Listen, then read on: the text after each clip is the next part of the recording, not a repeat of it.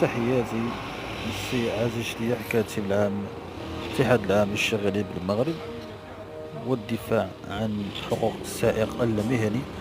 كما كتبوا الإخوان، هذا السيد ما شاء الله عليه واحد المناضل غيور على هذا القطاع، قطاع النقل العمال، وكيضحي بالوقت ديالو بالعمل ديالو من أجل حقوق والأجل الدفاع عن السائق المهني في النقل المستخدم، خصوصا بمدينة طنجة.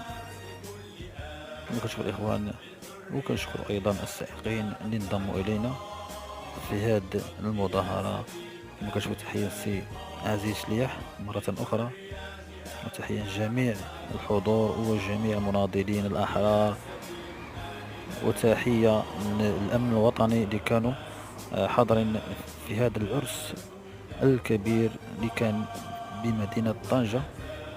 كما كتشوفوا الإخوان، وتحياتي أيضا لجميع السائقين المهنيين، سواء السائقين المحترفين أو السائقين اللي انضموا إلينا في هذا القطاع الحيوي، وتحية لجميع المنخرطين.